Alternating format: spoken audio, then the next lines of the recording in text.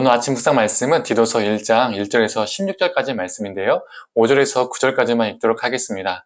내가 너를 그레데에 남겨둔 이유는 남은 일을 정리하고 내가 명한 대로 각성의 장로들을 세우게 하려 함이니 책망할 것이 없고 한 아내의 남편이며 방탕하다는 비난을 받거나 불순종하는 일이 없는 믿는 자녀를 둔 자라야 할지라.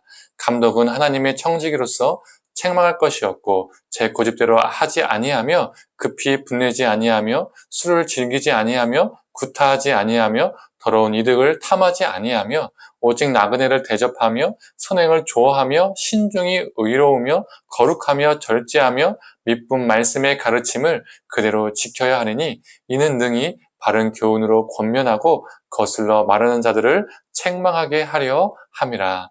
아멘. 아침 묵상을 들으시는 모든 성도님들에게 하나님의 은혜가 있기를 간절히 소망합니다. 오늘 수, 목, 금요일 3일 동안 이 디도서의 말씀으로 아침 묵상을 나누고자 합니다. 이 바울에게는 영적 아들이 2명 있었습니다. 한 명은 디모데고요. 또 다른 한 명은 디도입니다. 이 바울이 이 그레데 지역, 즉 지금의 크레타의 지역에서 목회하고 있는 디도에게 쓴 편지가 오늘 바로 본문인 디도서입니다. 오늘 본문 5절 보면 이렇게 기록되어 있죠. 내가 너를 그레데에 남겨둔 이유는 남은 일을 정리하고 내가 명한 대로 각 성의 장로들을 세우게 하려 함이니. 바울이 디도를 그레데에 남겨둔 이유와 목적을 말하고 있습니다. 그레데 교회에는 여러 가지 문제들이 있었습니다. 아직 조직되지 않은 교회 지도자, 즉 직분과 질서, 그리고 거짓 교사들의 활동, 그리고 그레데 사람들의 도덕적 타락 등이 있었습니다. 바울은 디도가 이러한 문제들을 해결하고 바로잡도록 그레데에 남겨둔 것이죠. 하나님이 우리를 이 땅에 남겨두신 이유도 이와 같습니다. 예수님을 믿자마자 바로 천국으로 천국행하면 직행하면 얼마나 좋겠습니까? 그런데 이 땅에 남겨진 여러 문제들, 여러 상황들을 우리가 정말 해결하도록, 바로 잡도록 남겨둔 것이죠. 하나님의 사랑과 자비가 흐르고 하나님의 공의와 정의가 흐르는 땅으로 만들도록 우리가 이 땅에 농부가 되어 이 땅을 기경하도록, 경작하도록 우리를 이 땅에 남겨두시고 머물게 하신 것입니다. 하나님이 우리에게 남겨주신 이 사명을 잘 감당하는 저와 성도님들이 되기를 간절히 소망합니다. 디모데에게 주어진 사명 중에 하나는 교회의 직분을 세우는 것이었습니다. 6절부터 장로와 감독의 자격 요건들이 나오죠. 먼저는 한 아내의 남편이 되어야 합니다. 그 당시에 헬라 사회는 성적으로 상당히 개방된 사회였습니다. 정조, 성적 순결 이런 등의 관념이 거의 없다 보니까 자연스럽게 이 성적 타락이 극심했었습니다. 그래서 오히려 한 여성하고만 산다는 것이 이상하게 여겨질 정도였죠.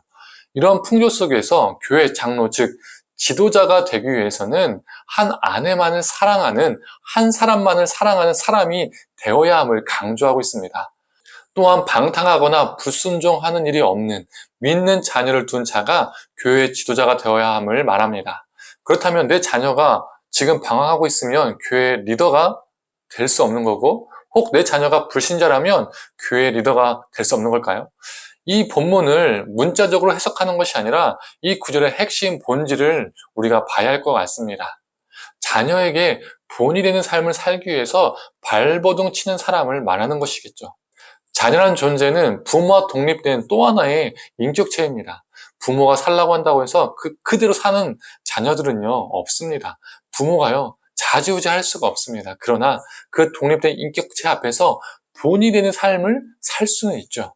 하나님을 바르게 사랑하고 이웃을 바르게 참되게 사랑하는 법을 삶으로 보여줄 수는 있습니다. 결국에는 이러한 삶을 자녀들에게 보여주기 위해서 가정에 충실한 사람이 되어야 합니다. 결국 한 아내의 남편으로 사는 것, 자녀에게 본이 되는 삶을 사는 것, 이 모두 다 가정에 충실한 삶을 살아야 된다는 것을 말하는 것이죠. 오늘 본문은 가정에 충실한 사람이 교회 지도자가 되어야 한다고 말하고 있습니다. 교회 일을 한다고 가정이 뒷전이 되어서는 안 됩니다. 그런데 이걸 한국 교회가 오랫동안 놓쳤죠. 교회 일 열심히 하면 하나님이 그 가정에 복을 주신다는 말이 너무나 무분별하게 선포되었었습니다.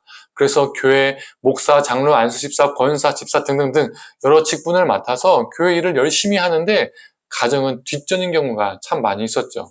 나의 배우자, 나의 자녀는 하나님이 주신 선물이고 하나님은 이 선물들을 사랑하고 아끼고 잘 돌보라는 책무를 우리에게 주셨습니다.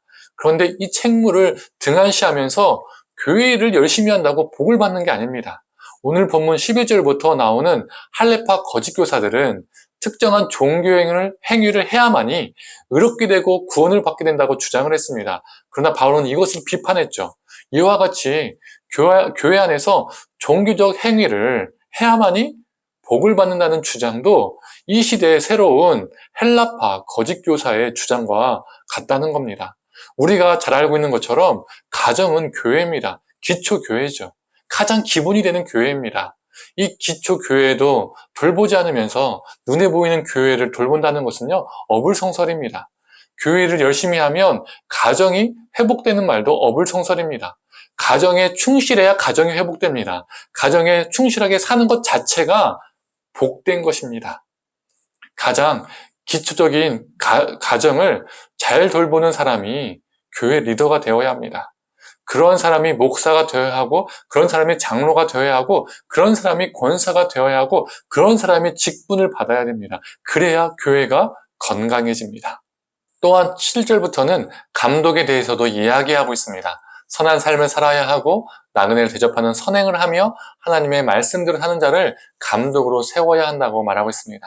사회적 지위가 높은 자, 돈이 많은 자가 교회 지도자가 되는 것이 아니라 말씀으로 선한 삶을 살아가는 자, 이런 사람이 교회 지도자가 되어야 합니다. 성도님들, 오늘 본문은 특정한 종교 행위가 아닌 가정에 충실한 사람, 하나님의 말씀으로 일상을 살아가고 선을 베풀며 살아가는 사람, 이러한 사람이 교회 지도자가 되어야 한다고 말하고 있습니다. 저와 성도님들 모두 지금 직분을 받았습니다. 우리는 지금 그 직분에 합당한 삶을 살고 있는지 돌아보았으면 좋겠습니다. 내가 정말 가정에 충실하고 있는지, 그리고 내가 정말 선한 삶을 살고 있는지, 그 말씀으로 삶을 살아내고 있는지 우리가 돌아보았으면 좋겠습니다. 우리의 일상, 즉 가정과 일터 속에서 학업의 장에서 하나님의 말씀이 체화되어서 선을 행하며 살아가길 소망합니다. 그 안에서 가정과 공동체가 굳건히 세워질 줄 믿습니다. 함께 기도하겠습니다. 하나님, 교회 지도자는 세상적인 기준에 합당한 자가 교회 지도자가 되는 것이 아니라 유명하고 부한 자가, 세상에서 큰 소리 치는 자가 교회 지도자가 되는 것이 아니라 정말 가정에 충실하고 또한 하나님 말씀 앞에서 자신을 낮출 줄 알고 그 말씀대로 살아가고 또 나그네와 같은 연약한 자를 돌볼 줄 아는 그러한 존재가 교회 지도자가 되어야 함을 보게 됩니다.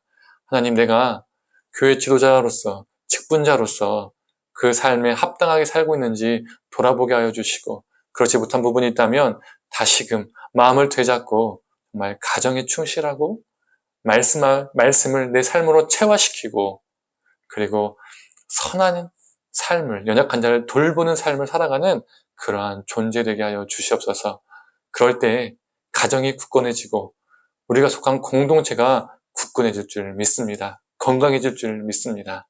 모든 걸 감사드리며 사랑에 많으신 예수님의 이름으로 기도드립니다.